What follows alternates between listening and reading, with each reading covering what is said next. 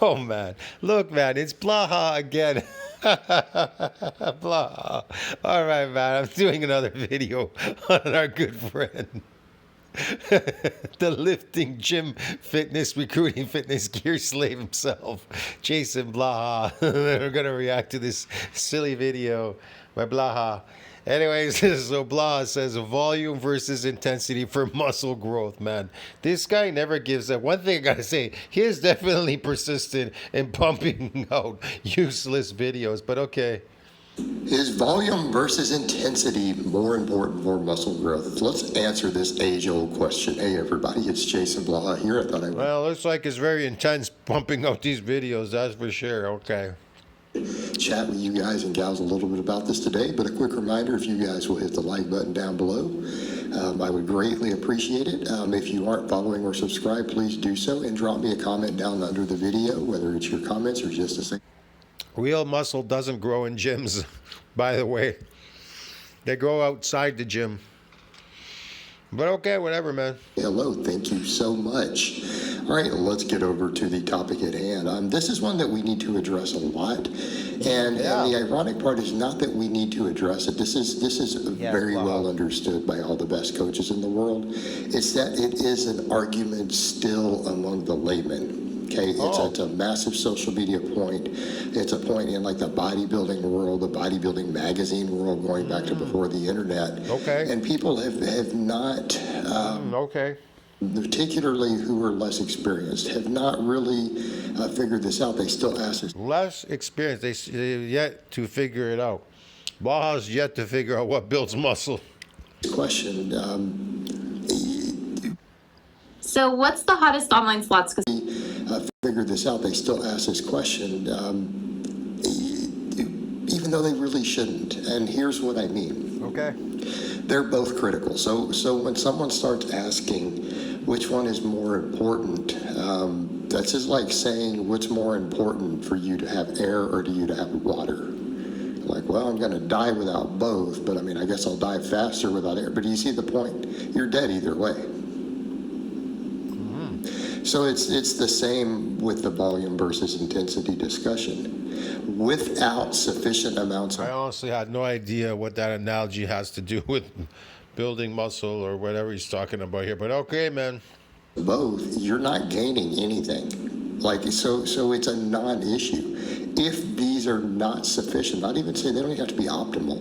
If they're insufficient, there's going to be no muscle growth, nothing. You're not going to gain anything without both. So when people say which is more important, so what are you trying to do? Prioritize one? I don't know. Am I? And this is where people run into problems. Oh. Okay, because when you prioritize one, either one, you go into stupid extremes, and then people start, they get, how do I put it? When I just told you that both are important, people cannot lose the dogmatic mindset of once they decide one is more important, they tend to believe the other is irrelevant. Okay. Which is, again, well, since air is more important than water, I'm not going to drink water. Water is more important. I'm going to try to hold my breath. And I know it sounds silly, but people tend to take these philosophies. And here's the reality. Man, I just don't understand. Would you get with it, man? What are you trying to get at here, Blaha? Progressive overload. Okay, what about it? Or even proximity to failure are critical to muscle growth, right?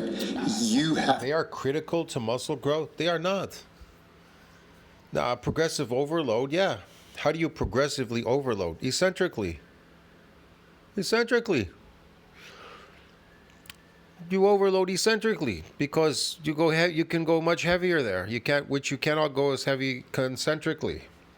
And this is study after study after study, as well as observations in the real world. Unless you're really like very much a novice or you detrained and are coming back, if your sets are not close to failure, you're not going to gain significant muscle from them. And they need to be close to failure fresh, meaning in other words, once performance degrades in a workout, just when we get into the volume problem, they're not doing anything either. Once performance degrades, well, in bodybuilding, bodybuilding, it compromises sportive performance if you're lifting eccentrically bodybuilding. So it really isn't based on performance, dude. See what I mean? It's not a sport, bodybuilding.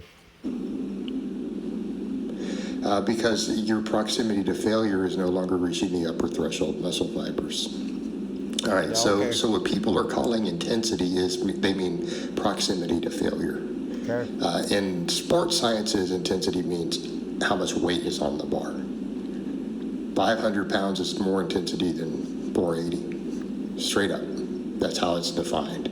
How close are you to your 1 rep max, percentage of 1 rep max, and how heavy is it? So back over to that point, though. Well, yeah, you need proximity to failure. You also need progressive overload. So it's this whole idea of, well, do we need progression? And that progression can be in the form of adding reps. It can be and no, people say, well, how about adding volume? No, not necessarily. Because optimal volumes are optimal volumes. So yeah, we absolutely have to have progressive overload. We have to have proximity to failure, and you have to have either the weight increasing. Yeah, I'd say progressive overload is a good thing. Yeah, definitely. In the eccentric, yeah, that's where you overload. Again, without cheating, meaning the weight's increasing on the same exercise.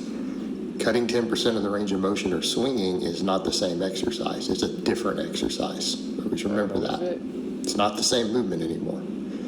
Cheat curl is not a curl. It's a different movement. Cheat curl is not a curl. Okay. All right. And it's still a valid exercise. I love this one. Cheat curl is not a curl. It's not a curl. It's a curl. Whatever, man. Cheat curl. What does that mean, cheat curl?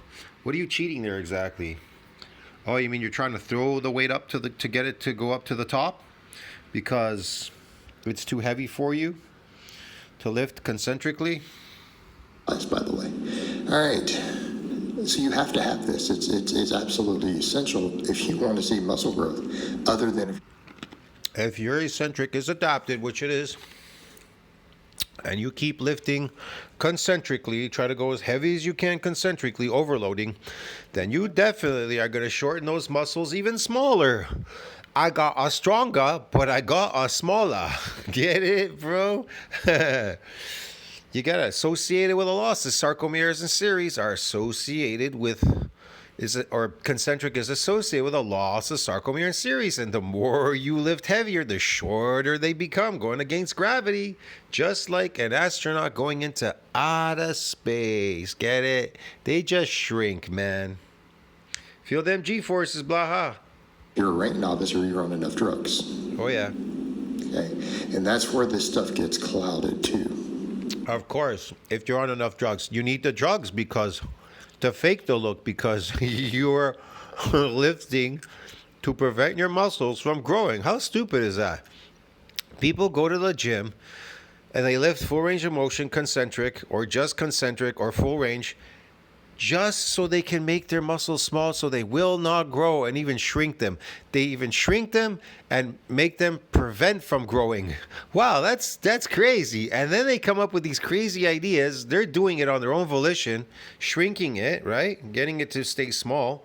And then they're like, hey, I got a newbie gain limit. I have a genetic limit. I'm a hard gainer. I could never figure that one out. You're the culprit in your failure. You're the one that's failing. You're the cause of it. And then you're complaining about it? That makes no sense. So you're going to the gym, you're lifting concentrically to shorten these sarcomeres, to lose them, to prevent them from growing. And then you're complaining about newbie gain limit and genetic limit and hard gainer. Well, hello, the eccentric has adapted. You're only lifting the max that you could probably lift. I don't know what you could get to the top. 80% of your lift.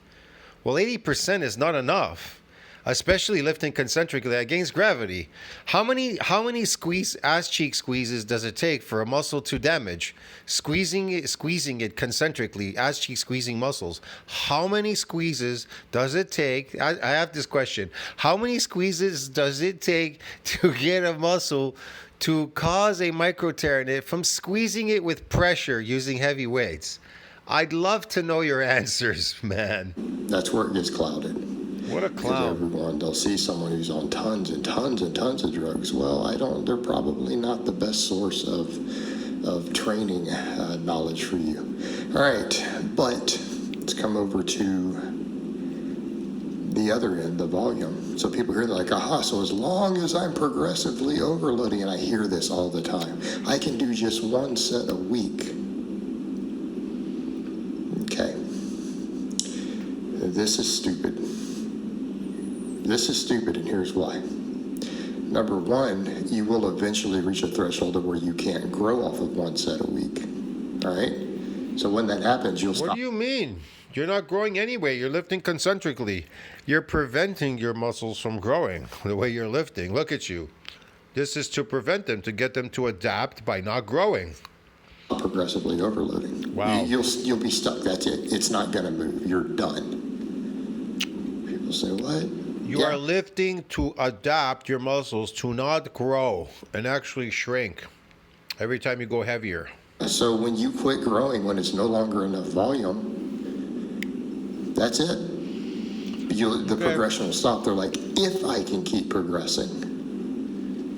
Okay. That's like saying,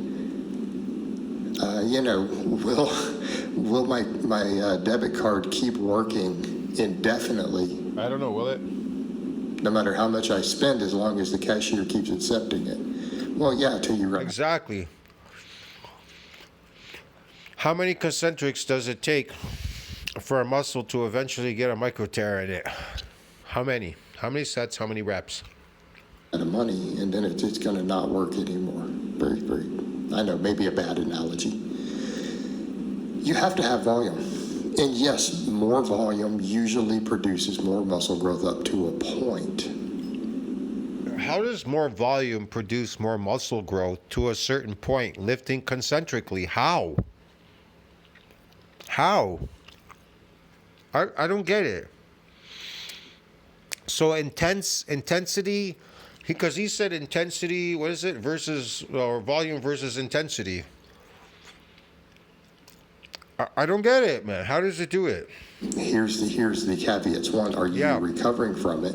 Two, are you getting overuse injuries? Like if you're hurt, that's going to interfere with gains. Okay, but are you recovering? Well, if you're adding volume that That's going to hurt the gains. How? Recovering from them, no, you're going to see less muscle growth. Okay, it's going to produce less. It's going to produce less muscle growth. You're not growing. You don't grow every time just because you're lifting. Just because you lift a weight doesn't make you grow all the time. Okay, whatever. Maybe he's talking about sarcoplasmic growth. I don't know. This has been demonstrated in the lab before. Maybe inflammatory responses. He lifts every day so he can get inflammation in his muscles, so he can walk around puffy. Look at him. So Blaha maintains the fake growth. This inflammation, he considers that growth. So by inflaming your muscles every day in the garage, they'll stay inflamed and they'll look good on camera, inflamed, because they're really small. Okay, I get it. Look how small those arms are. Look, there's no more there's no shoulders there. There's just a square body. So yeah, recovery is everything. It is. Right? It is. Number two, recovery is everything. Number two. Is performance being maintained with the volume? In other words, are your upper threshold muscle fibers still being recruited, or are they too fatigued to continue? Well, if that's the case, you're not growing either, unless you're a rank novice, you've detrained, or you added more drugs to your stack. Now remember that. You detrained or you added more drugs to your stack. Want to know why? Because Blaha keeps hinting to you, you cannot build muscles. You're not building muscles. He doesn't know why they don't build. He doesn't know that concentric exercises shrink your muscles. Now he probably knows now because I've been putting out the word on my YouTube channel. I've been explaining it and even showing you the science behind it. You know, you guys never knew that. A lot of people didn't know that. This concentric lifting, it doesn't masculinize you. You understand me? Eccentric exercise masculinizes you, but not concentric. There's a lot of things you guys didn't know. You didn't know that it was associated with a loss of sarcomere in series, man. You're losing muscles lifting, and you don't build them in parallel either. They only build in damage and eccentric. You didn't know any of that. You didn't know that you're actually lifting weights in the gym to stay small. That's funny, man. Blah probably knows not because, like I said, he watches my videos for sure. I direct him towards it. Why wouldn't he watch them?